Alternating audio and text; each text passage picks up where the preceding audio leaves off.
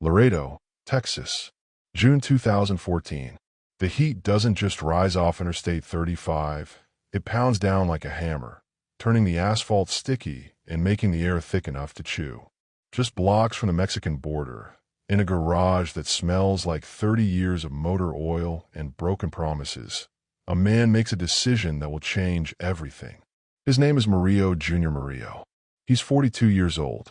His hands are calloused and stained with grease that no amount of scrubbing will ever fully remove. His Hawaiian shirt, faded palms and flamingos that used to be bright, is soaked through with sweat. His jeans are worn at the knees from years of crawling under chassis. His salt and pepper beard needs trimming. His boots are steel-toed, scuffed, held together with duct tape at one sole. He lives in a single-wide trailer 15 minutes from his shop, eats most meals standing at his workbench, and pays his elderly mother's rent on the first of every month without fail. Most days, people drive past his garage without a second glance. Just another border mechanic fixing whatever rolls through the door. But today, Murillo is holding something that will turn him into a ghost the cartels hunt and the FBI can't catch. In his grease-stained hand sits a rubber-banded stack of $100 bills. $100. That's it. Not a brick of cash. Not a duffel bag full of money. Just a single Benjamin Franklin, wrapped tight and hidden in a compartment behind the dashboard of a black Cadillac Escalade with Sinaloa plates. The kind of vehicle that comes through his shop 3 times a week. The kind where you don't ask questions. You fix the transmission or the suspension or whatever's broken. You take cash, and you forget the license plate the moment it drives away. $100. Pocket change for whoever runs product in vehicles like this. Probably fell out of a bigger stack, got wedged in the wrong spot during a previous load. The courier who dropped off this Escalade, a kid named Esteban, maybe 25, who always wears too much cologne and too much gold, probably doesn't even know it's there. Murillo stares at the money, at the stack of unpaid invoices on his desk, at the $47 in his wallet that has to last until Friday, at the Modelo beer sign in his window that's been flickering for 2 months because he can't afford to replace it. He thinks about his mother's doctor bills, about the transmission in his own truck that's slipping, about the fact that he's been eating gas station burritos for dinner because he's too tired to cook and too broke to do better. And he pockets it. $100. The theft that will build an empire worth $80 million. The theft that will make Los Zetas want him dead. The theft that will put him on an FBI most wanted list. The theft that will turn a forgotten mechanic in a border town into a legend whispered about in garages from Laredo to Tampa, from Houston to Guadalajara. $100. And Murillo Jr. Murillo just signed either a death warrant or a ticket to freedom. Nobody, not even him, knows which yet. He didn't start out planning to become a drug trafficker. He started out just trying to survive, trying to keep his garage open in a neighborhood where chain shops and dealerships were bleeding him dry, trying to be invisible the way mechanics learned to be. But then he took that $100. Then the enforcers came asking questions. Then the lies came easy. Then the opportunity presented itself. And somewhere in those hot Texas nights, hunched over engines with the radio playing corridos and his hands black with grease, Murillo Jr. Murillo stopped being just a mechanic and became something else. A man who understood systems, not just engines, but the whole machinery of the drug trade. A man with nothing flashy, nothing obvious, but with something far more dangerous, the ability to see the angles nobody else noticed. A man who'd spent his entire life fixing what other people broke, who finally realized he could break the system itself and profit from every crack. Before we get into it, don't forget to smash that like button and subscribe to the channel. Hit that notification bell so you never miss an episode. Drop a comment below telling me where you're watching from, your city, your country. I'm always curious where viewers are joining from across the world. Now let's get back into how $100 became $80 million, and how a mechanic nobody noticed became the kingpin nobody could catch. Murillo Jr. Murillo was born in 1972 in Laredo, Texas, right where the Rio Grande separates one world from another. His father, Murillo Sr., drove 18-wheelers up and down Interstate 10, hauling everything from auto parts to produce between Texas and Florida. His mother worked as a seamstress in a factory that made uniforms for oil field workers. Murillo grew up in the back of repair shops, watching his father fix broken-down rigs on the side of highways, learning to change oil before he learned to ride a bike. While other kids were playing Little League and going to birthday parties, Murillo was handing his father socket wrenches and learning to diagnose engine problems by the sound of a struggling motor. He was good with machines. Not just good, gifted. He understood how things worked, how forces translated into movement, how systems that looked complicated were really just a series of simple interactions. By the time he was 14, he could rebuild a carburetor blindfolded. By 16, he was working weekends at a garage in Laredo, getting paid under the table, saving money in a coffee can under his bed. He dropped out of high school at 17. Not because he was stupid, but because his father's rig jackknifed it on I-10 outside San Antonio, and someone needed to pay the bills. Murillo Sr. survived, but with a shattered hip and medical debt that swallowed the family whole. So Murillo went to work full-time, became the youngest mechanic at Hector's Auto Repair on Guerrero Street, and learned that being invisible had its advantages. In Laredo, especially in the neighborhoods where Murillo worked, you saw things. You saw vehicles with hidden compartments. You saw men who paid cash and didn't want receipts. You saw license plates that changed every time the same truck rolled through. And if you were smart, you fixed whatever needed fixing, you took the money, and you forgot every detail the moment the customer drove away. Murillo was smart.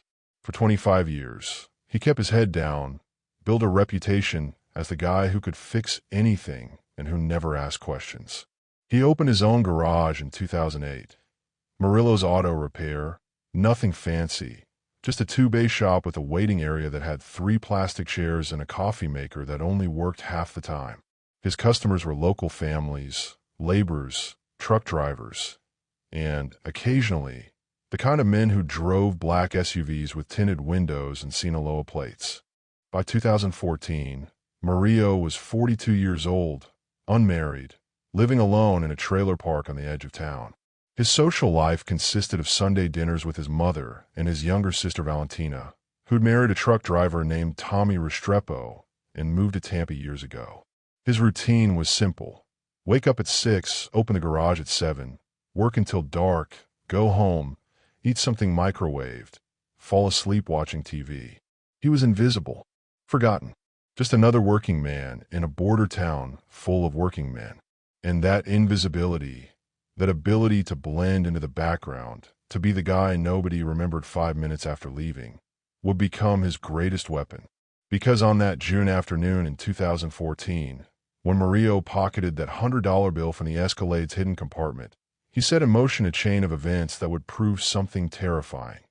The most dangerous criminals aren't the flashy ones. They're the invisible ones. The ones who understand how systems work, because they've spent their lives keeping those systems running. The ones nobody bothers to watch because they don't look like threats. Murillo Jr. Murillo looked like every other grease-stained mechanic on the border. And that's exactly what made him lethal. He had been servicing cartel vehicles for nearly 3 years without incident. It started accidentally. A Ford F-250 with Tamaulipas plates came in with a blown head gasket. The driver paid triple the normal rate in cash and asked no questions about the timeline. Word spread the way it does in border towns, through whispers and nods, and soon Murillo's garage became one of those neutral spaces where men with expensive trucks and cheap burner phones could get work done without complications. The unspoken rules were simple. Fix what's broken. Don't look in compartments you're not meant to open. Take cash. Provide no receipts. Remember no faces. Murillo followed those rules religiously. He had a gift for forgetting details. License plates dissolved from his memory the moment a vehicle left his bay. Faces blurred into generic features. Names were never asked and never offered. The black Escalade rolled into his shop on a Tuesday afternoon, transmission slipping badly. Esteban, young, maybe 25, always wearing too much cologne and a gold chain thick enough to tow a car, needed it fixed by Thursday. Murillo quoted him $1,200. Esteban peeled off $1,500 bills without blinking and told him to keep it running smooth. Murillo jacked up the Escalade, drained the transmission fluid, and started the teardown. He'd worked on this exact vehicle twice before, knew its quirks, knew the modifications someone had made to the undercarriage. Somewhere around 3 in the afternoon, reaching behind the dashboard to disconnect a wire harness, his fingers brushed against something that shouldn't be there. A rubber band. The unmistakable texture of currency. He pulled it out. A single $100 bill, wrapped tight. Murillo stared at it, turning it over in his grease-stained hands. It had clearly fallen from a larger stash, probably during a previous load, wedged itself into a gap behind the dashboard. Nobody knew it was there. Not Esteban. Probably not whoever owned the vehicle. Just $100. He looked around his empty garage, at the stack of overdue bills on his desk, electricity, water, the lease payment he was 3 weeks behind on, at the protein bar wrapper that constituted his lunch because he'd spent his last $20 filling his truck with gas, at the Snap-on Tools calendar on the wall where he'd circled the 1st of next month in red, the day his mother's rent was due. The internal debate lasted maybe 30 seconds. Report it. To who?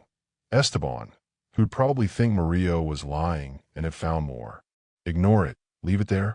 Someone else might find it during the next repair, and then questions would start about why Murillo hadn't mentioned it. Or pocket it. Such a small amount in the world these men operated in. Pocket change.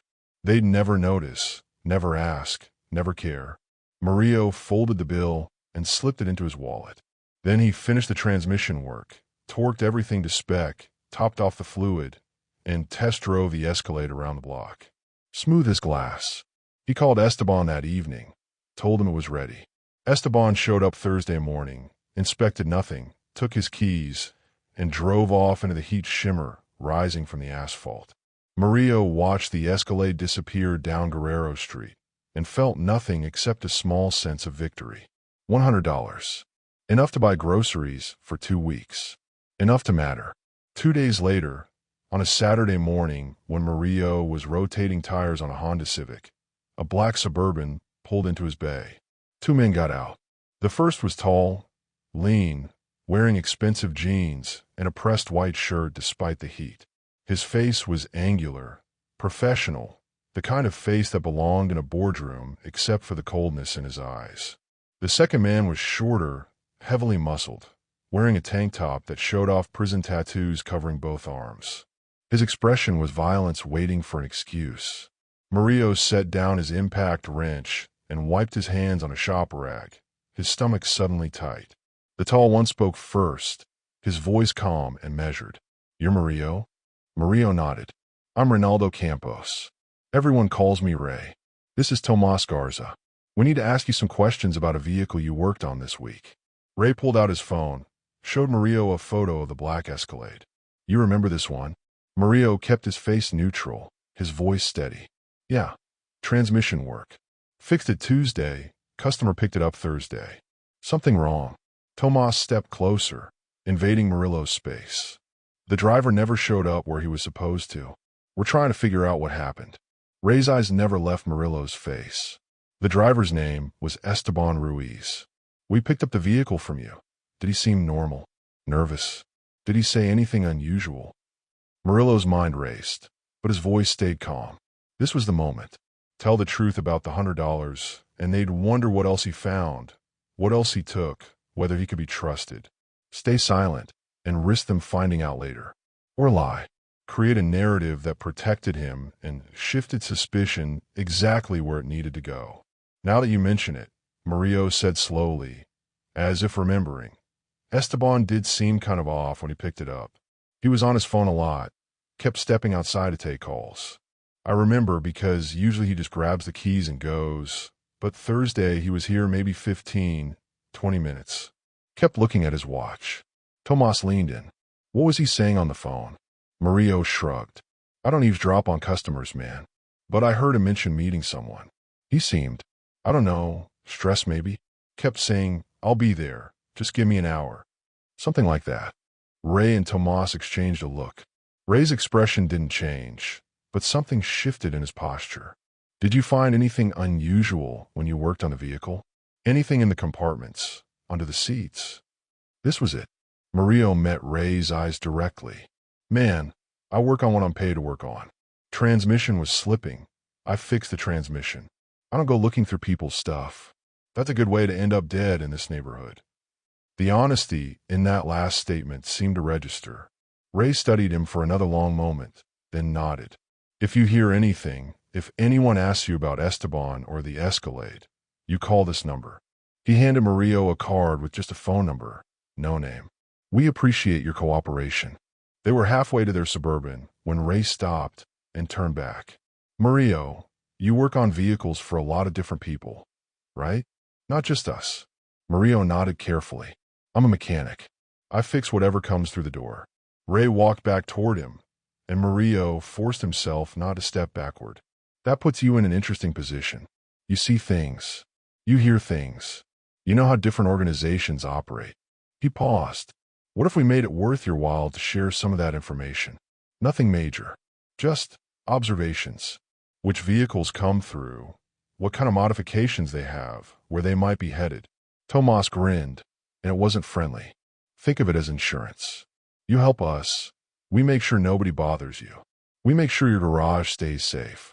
We pay you for your time. Murillo's mouth went dry. This was an offer you didn't refuse, but it was also something else. An opening into a world he'd only glimpsed from the outside. Access to how the machinery really worked.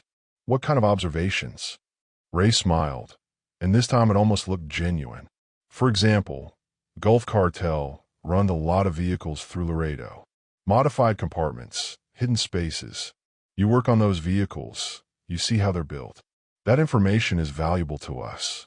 He pulled out a money clip, peeled off $500 bills. Consider this a retainer. You call that number when you have something worth sharing. Murillo took the money, his hand steadier than he felt. And if I don't have anything? Ray's smile disappeared. Then we'll assume you're not paying attention. And that would be disappointing. They left. Murillo stood in his garage, holding $500 in cash, his heart hammering against his ribs. He'd just been recruited as an informant for Los Zetas. He'd just been given access to the inside of operations that moved millions of dollars across the border every week. He'd just been handed either a death sentence or an opportunity. And standing there in the heat, surrounded by the smell of motor oil and tire rubber, a thought crystallized in Murillo's mind with perfect clarity. If he was going to have access to this information anyway, if he was going to be inside their operations, what was stopping him from using that knowledge for himself? For the next 18 months, Murillo became the mechanic everyone trusted and nobody suspected. He fed Ray Campos information about Gulf Cartel vehicles, which trucks had hydraulic compartments under the bed, which SUVs had false fuel tanks, which couriers were getting sloppy with their routes. The intelligence was good enough to be valuable, vague enough to be deniable. In exchange, Los Zetas paid him. $500 here, $1,000 there, sometimes $2,000 for details about a major shipment. By the end of 2014, Murillo had made an extra $15,000 just from talking. But the real payment wasn't the cash, it was the education. Murillo's mechanical mind absorbed everything. He learned that the I-10 corridor from Laredo to Tampa was a golden highway for drug transport because of the sheer volume of legitimate commercial traffic. He learned that compartments weren't just welded into vehicle frames. The sophisticated ones use hydraulic systems activated by specific sequences of button presses, making them invisible even to mechanics who knew what to look for. He learned that couriers followed strict protocols. Never speed. Never drive at night when you're more likely to get pulled over. Always use rental cars or vehicles registered to shell companies. Always have a cover story that explains why you're driving cross-country. He learned that the money didn't flow in one direction. Product went east, cash came west, and the real profits were in the cocaine and synthetic opioids, not the marijuana. He documented everything in notebooks he kept hidden in a false bottom of his toolbox. Not names, not dates, those were liabilities. Instead, he drew diagrams of compartment designs, mapped routes with coded landmarks, calculated profit margins based on street prices he overheard. His garage became a university for criminal logistics, and Murillo was a PhD student taking meticulous notes. He saw the vulnerabilities immediately. Loads got lost not because of seizures, but because couriers skimmed. Money disappeared in the shuffle between pickup and delivery. Organizations trusted mechanics like him to modify vehicles, but never verified the work. The whole system ran on assumptions that everyone was too scared to steal, that the violence was deterrent enough, that a mechanic in Laredo would never be ambitious enough to see the angles. In March 2015, those assumptions got tested when a woman in a dark suit walked into his garage carrying a briefcase and a federal badge. Special Agent Veronica Ibanez, DFBI Joint Task Force. She was maybe 40, sharp-eyed, with the kind of calm that came from years of dealing with people who lied for a living. She didn't waste time with pleasantries. Mr. Murillo, we know you've been providing information to Los Zetas. We know they've been paying you. We also know you're working on vehicles for Gulf Cartel, Sinaloa, independent operators. You're in a unique position, and we'd like to make you an offer. Murillo kept his hands steady on the wrench he'd been holding. I don't know what you're talking about.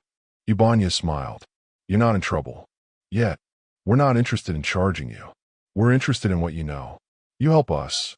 We make sure you stay safe. We can even arrange for you to keep taking money from Los Zetas. Gives you credibility. But you report to us. Everything they ask you, everything you tell them, everything you see, you become our eyes inside their operation. It was brilliant, really. Murillo could play both sides, get paid by everyone, and as long as he gave each party enough to stay valuable without compromising the other, he'd be untouchable. He agreed. For the next 9 months, Murillo walked a tightrope. He gave the FBI intelligence about Los Zetas shipments, enough to justify a few seizures, never enough to expose him as the source. He gave Los Zetas intelligence about their rivals, enough to keep them winning their territorial battles, never enough to trigger a full-scale war. And the whole time, he realized something crucial. Nobody was actually watching him. The FBI thought he was their informant. Los Zetas thought he was their informant. Both sides saw him as a pawn, a tool, a means to an end, which meant he was free to build something neither side would notice until it was too late. He started with people he trusted, which in Murillo's world meant family and the ghosts of childhood friendships. His brother-in-law Tommy Restrepo was the first call. Tommy had married Murillo's younger sister Valentina back in 2008, moved to Tampa, and spent the next 7 years driving refrigerated trucks on the Dallas to Tampa route while hemorrhaging money at poker tables and sports betting apps. When Murillo called him in August 2015 with a hypothetical question about moving merchandise in his truck, Tommy didn't even hesitate. How much are we talking? Tommy asked. Enough to clear your debts, and then some, Murillo said. I'm listening. Jackson Pruitt, everyone called him Jax, had grown up 3 houses down from Murillo in Laredo, back when they were kids stealing hubcaps and dreaming about getting out.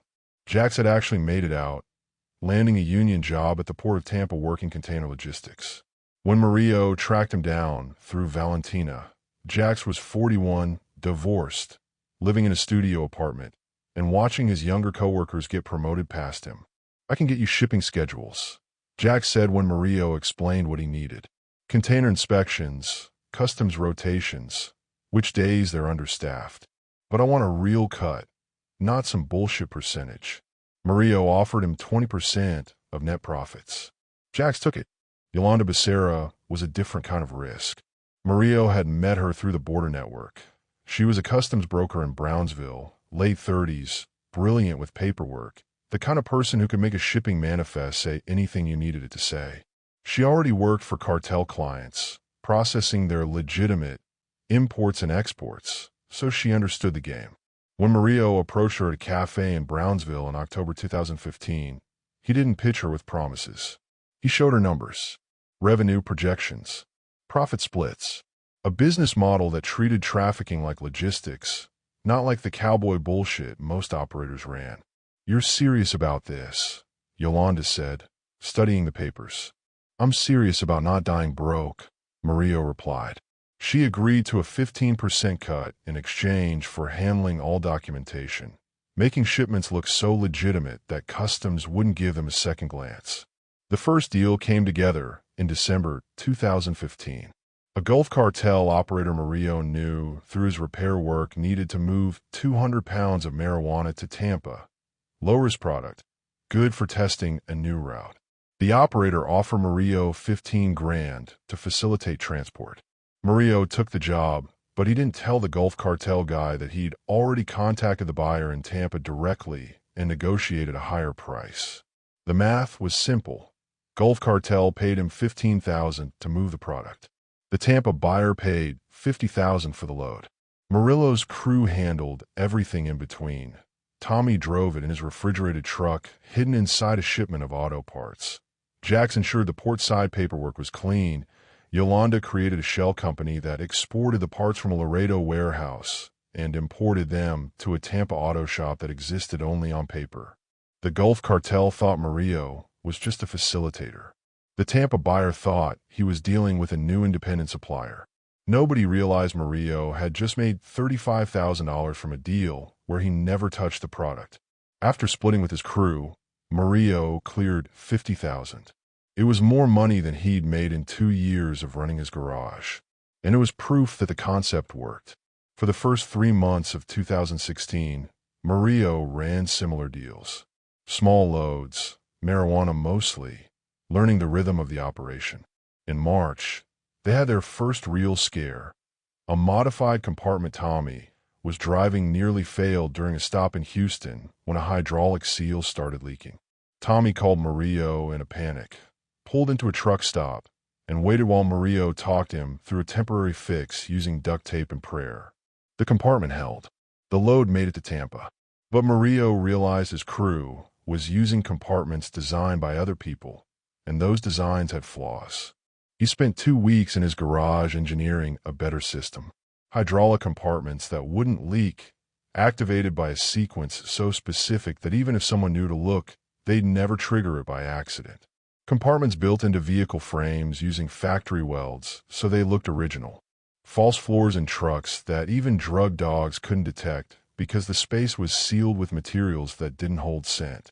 Murillo's mechanical genius, the same gift that had made him good at fixing transmissions, now built invisible spaces that could move anything anywhere.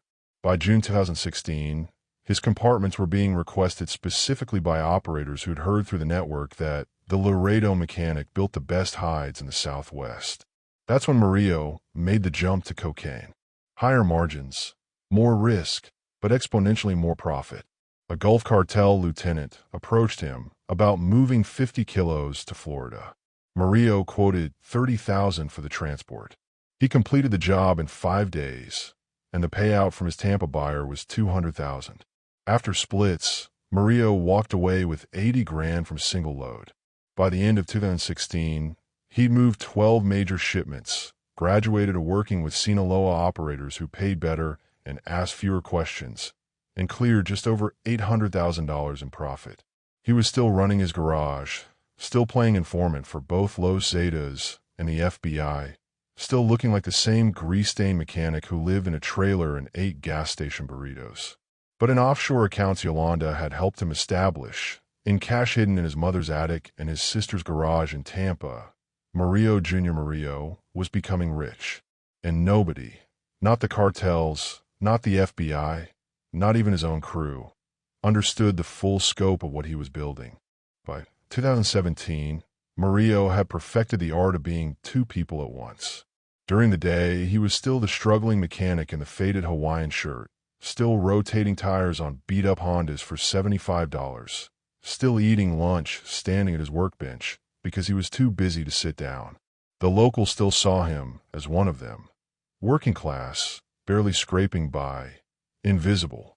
But behind that carefully maintained facade, Murillo was running an operation that moved 2 to 3 major shipments per month along the I-10 corridor, generating revenue that would make most legitimate businesses jealous. His breakthrough innovation came in early 2017 when he realized that the cartel's biggest vulnerability was also their most obvious pattern. Modified vehicles driven by nervous couriers were magnets for law enforcement attention. So Murillo stopped using couriers altogether. Instead, he bought used cars at auction, modified them with his hidden compartments, loaded them with product, and contracted with legitimate auto transport companies to move them. A car carrier hauling 8 vehicles from Texas to Florida dealerships was such routine traffic that highway patrol barely glanced at it. Nobody searched car carriers. Nobody suspected that the 2012 Honda Accord or the 2015 Chevy Malibu being transported to a used car lot in Tampa had 80 kilos of cocaine hidden in a hydraulic compartment beneath the trunk.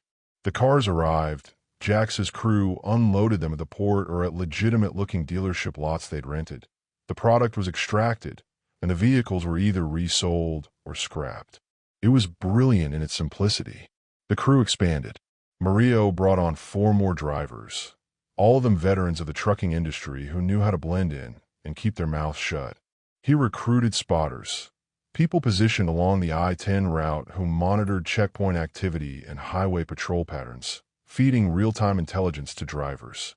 In late 2017, he added his most valuable asset, a Texas state trooper named Calvin Hodge who worked the stretch between San Antonio and Houston. Hodge cost Murillo $10,000 a month, but in exchange, he provided advance warning about random checkpoints, DEA operations, and which rest stops were under surveillance. By mid-2018, Murillo was clearing $500,000 a month like clockwork. In September 2017, he moved his largest single shipment, 200 kilos of cocaine and 50 kilos of synthetic opioids hidden in 5 vehicles transported by a legitimate car carrier, and netted $2 million in profit. Meanwhile, in a federal building in Houston, Special Agent Veronica Ibanez was starting to notice patterns that didn't make sense. Multiple seizures in Florida, small ones, 5 kilos here, 10 kilos there, were tracing back to vehicles that had been modified in Laredo. But the modifications weren't matching known cartel signatures. Someone was operating independently, bleeding the traditional routes, moving major weight without triggering the usual red flags. She pulled records on every mechanic in Laredo who'd been flagged for cartel connections. Murillo's name came up, but his file showed him as a low-level informant for Los Zetas, someone feeding intelligence in exchange for protection money. His bank account showed a mechanic's income, barely $40,000 a year. His credit cards were maxed out. His lifestyle screamed broke. But Ibanez had been doing this long enough to trust her instincts. She requested wiretaps on known traffickers in the Laredo area. Over 6 months, she caught 3 separate references to the mechanic in coded conversations. Always vague, always respectful, always suggesting someone with serious capability. She couldn't get a name, couldn't get probable cause for a deeper investigation, but the pieces were there. Someone in Laredo was building an empire, and they were smart enough to stay completely off the radar. It became her obsession. Murillo's first major close call came in March 2018. Antonio Vega, one of his drivers, got pulled over outside Baton Rouge for a broken taillight. Louisiana State Police ran the dog around the truck. The K-9 alerted, scratching at the rear axle area. The troopers spent 4 hours tearing apart the vehicle, certain they'd find something. But Murillo's hydraulic compartment held. The compartment was sealed so well, built so precisely into the frame, that even after the dismantling, they found nothing. Antonio was released with a warning about the taillight, but he knew the heat was too much.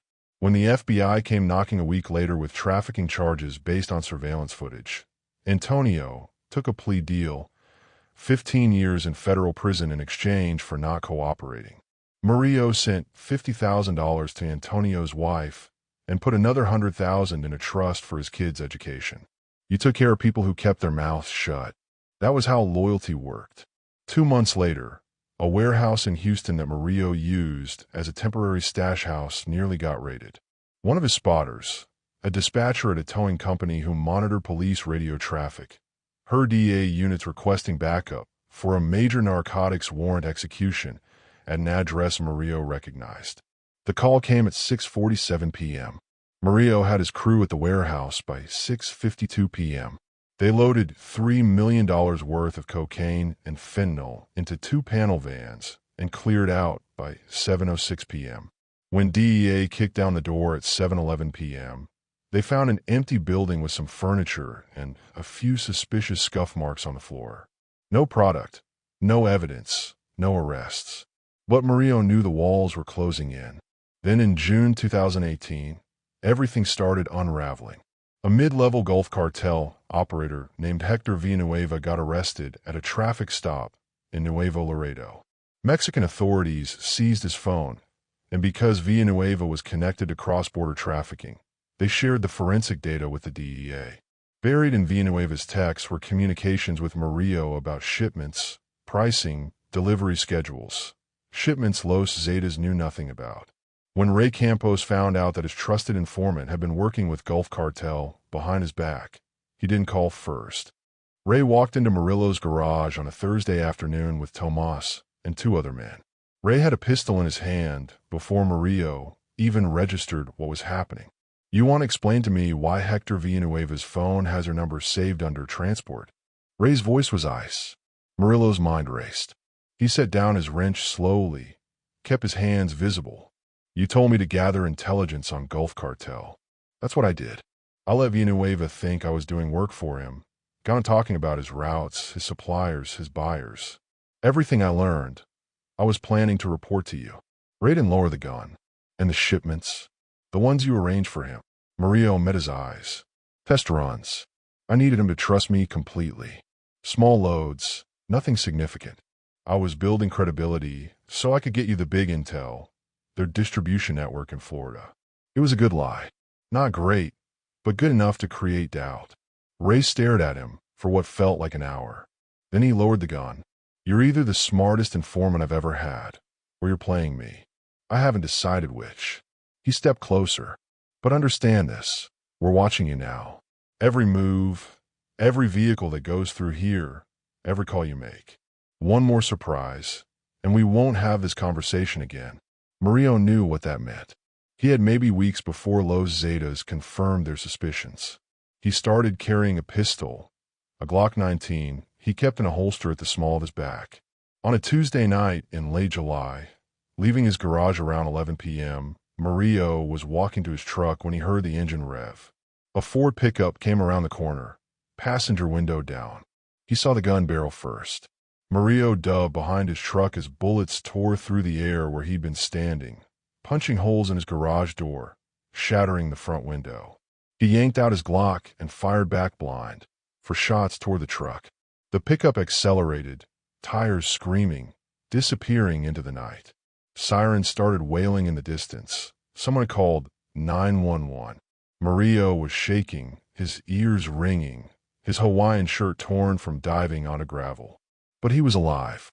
He told the police it was a robbery attempt, didn't get a good look at the shooters, no idea why anyone would target him. But Murillo knew exactly what had happened.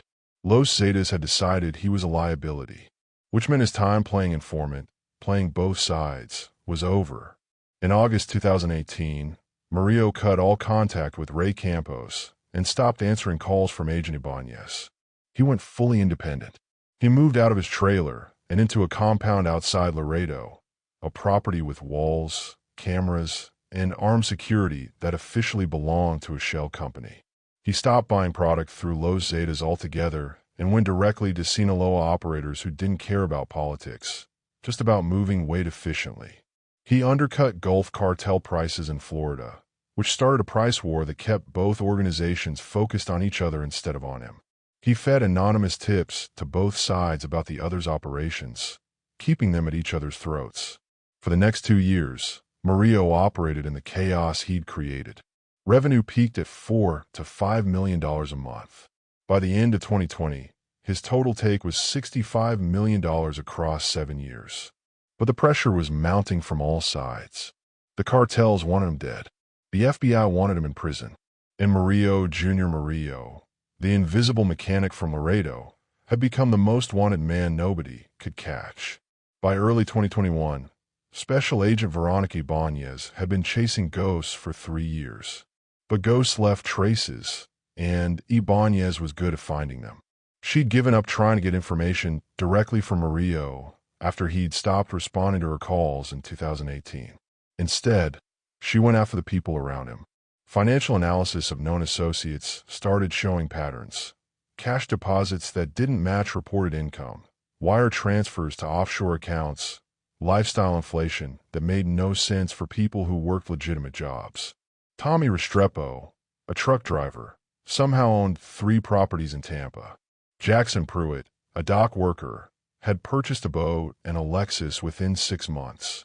Yolanda Becerra, a customs broker, was living in a house worth $400,000 on a salary that should have netted her $60,000 a year. Then there was Murillo himself. Surveillance photos showed him still working at his modest garage during the day, still wearing the same oil-stained jeans and faded Hawaiian shirts. But he was living in a compound outside Laredo with security cameras and armed guards, driving a truck that had been paid for in cash, and his mother had mysteriously moved into a new house in a gated community. The pieces didn't add up unless you understood what Ibanez now understood. Murillo wasn't just an informant playing both sides. He was running his own operation, had been for years, and he'd used his position as an informant to stay invisible while building an empire. In January 2021, the task force got approval for a full investigation. Wiretaps on Tommy's phone, Jax's phone, surveillance on Yolanda's office in Brownsville. Physical surveillance teams tracking Murillo's movements. Financial forensics tearing apart every bank account, every shell company, every suspicious transaction connected to his network. Within 2 weeks, they'd identified the core crew and 3 additional drivers. They had communications referencing shipments, dates, dollar amounts. They had enough for arrests, but Ibanez wanted more. She wanted Murillo, and she wanted the whole operation documented so thoroughly that no lawyer could create reasonable doubt. The pressure started in late January when Jax got pulled over in Tampa for running a red light. The officer ran his license, saw nothing unusual, but asked permission to search the vehicle. Jax, feeling confident because he wasn't carrying product, agreed. The officer popped the trunk and found $200,000 in vacuum-seal bundles hidden under a spare tire. Jax was arrested on the spot, charged with money laundering, and facing 20 years mandatory minimum. The FBI let him sit in county jail for 3 days before Ibanez showed up with an offer.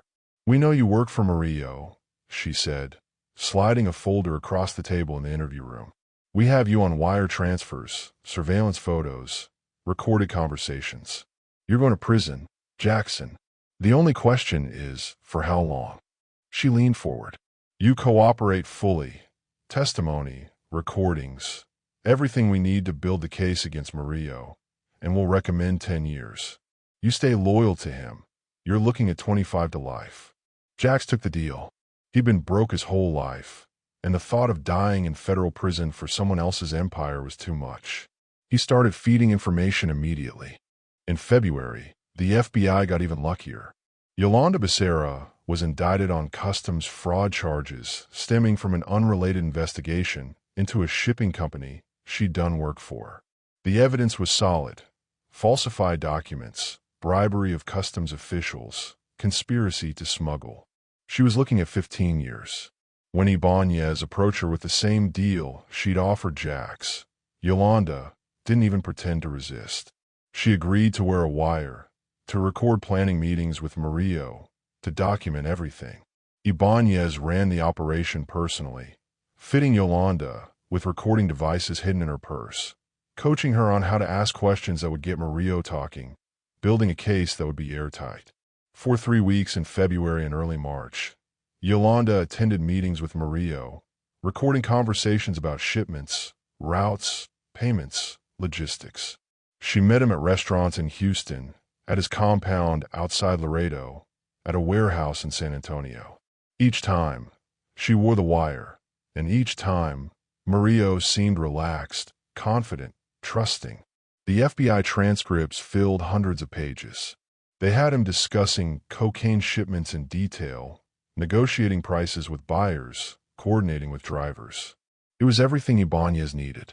They planned the takedown for mid-March, a controlled delivery in Tampa, where Murillo would personally receive 200 kilos of cocaine, with simultaneous raids on his properties in Texas.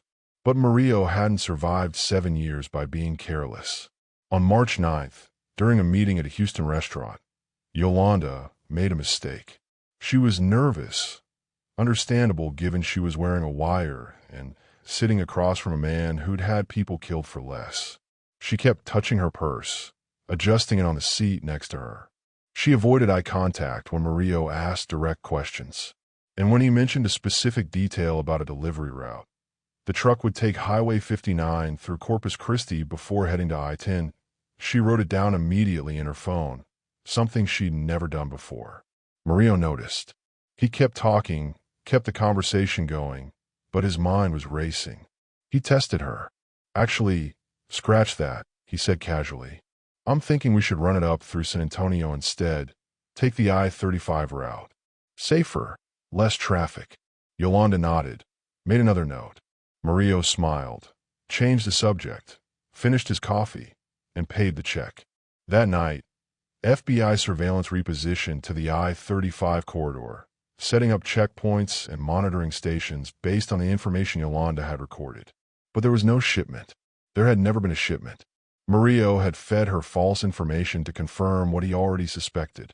Yolanda had flipped, which meant Jax had probably flipped too, which meant the FBI had enough to arrest him, enough to prosecute, enough to put him away for life. Murillo could have run that night, could have emptied his accounts, crossed into Mexico, disappeared into the network of safe houses and false identities. He prepared for exactly this scenario. But running meant leaving $18 million in cash sitting in stash houses across Texas and Florida. Running meant the FBI would seize everything, would dismantle his operation, would win. And Murillo Jr. hadn't built an empire just to let the government take it apart.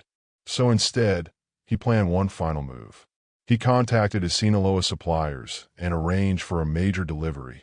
200 kilos of cocaine, street value roughly $10 million, scheduled for March 15th in Tampa. He let Yolanda and Jax believe he'd be there personally to receive it. He created paper trails, text messages, recorded phone calls, financial transactions, all pointing to Tommy Restrepo as the operations boss. He manipulated conversations, so Tommy appeared to be giving orders, making decisions, controlling the money. He set up a warehouse in Tampa in Tommy's name, using one of Tommy's shell companies. And he made sure that when the FBI came crashing through the doors, they'd find exactly what they expected: product, drivers, and the man they thought was running everything. On March 14th, while the FBI was mobilizing their tactical teams and coordinating with DEA for the Tampa raid, Murillo was emptying his stash houses. Cash hidden in his mother's attic in Laredo. Cash buried in a storage unit in Houston. Cash in a safety deposit box in Brownsville that existed under a false name. $18 million, most of it in hundreds, loaded into duffel bags and driven across the border into Mexico by men who owed Murillo their lives and wouldn't ask questions. By midnight on March 14th, Murillo Jr. had vanished. The raid happened at dawn on March 15th. FBI and DEA agents hit the Tampa warehouse in coordinated strikes, expecting to catch Murillo receiving the shipment. Instead, they found Tommy Restrepo, 3 drivers, and 200 kilos of cocaine stacked in a back room. Tommy was furious, screaming that he'd been set up, that Murillo was the real boss, that he was just the driver. But the evidence said otherwise. The warehouse lease was in Tommy's name. The financial transactions traced to his accounts.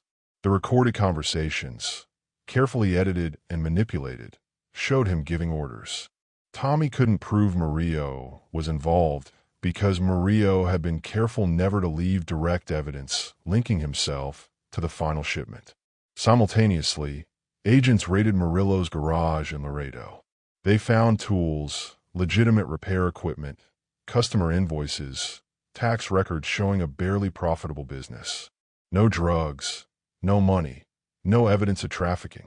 His compound outside town was abandoned. Furniture still there, but no personal items, no documents, nothing that connected to the operation. His bank accounts had been drained days earlier. His offshore accounts, the ones Yolanda had told the FBI about, were empty.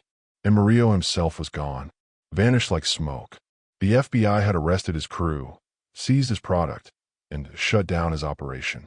But the man who'd built it all, the mechanic who'd turned a $100 theft into an $80 million empire, was already across the border and heading south, leaving behind nothing but questions and a legend that would haunt law enforcement for years.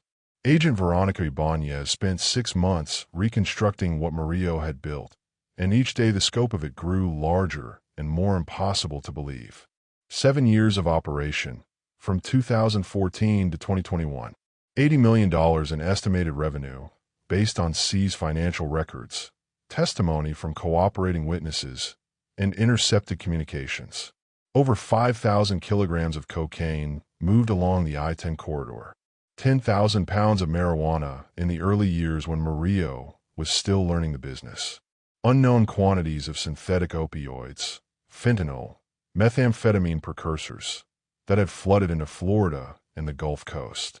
The forensic accountants identified 127 vehicles that had been modified by Murillo personally, each one a masterpiece of engineering that had fooled dogs, border agents, and highway patrol for years.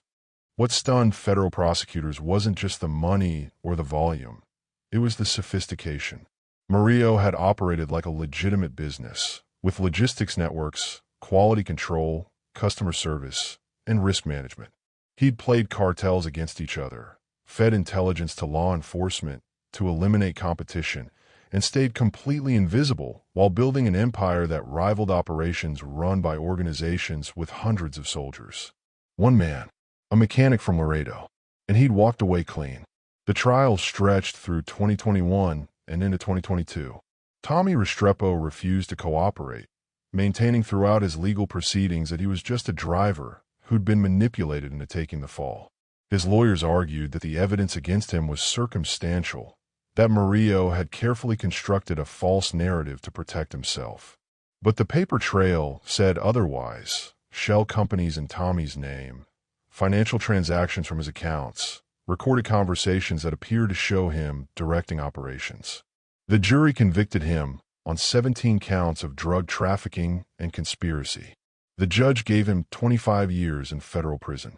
Tommy accepted the sentence without expression, but in a jailhouse interview months later, he told a reporter exactly what he thought. Murillo set me up. He played me like everyone else. But you know what? I respect it. He was smarter than all of us. He saw angles nobody else saw. If he's alive, he earned it. If he's dead, at least he died free. Yolanda Becerra testified against the entire crew in exchange for a reduced sentence. She explained the customs fraud, the shell companies, the paperwork that made drug shipments look like legitimate auto parts exports.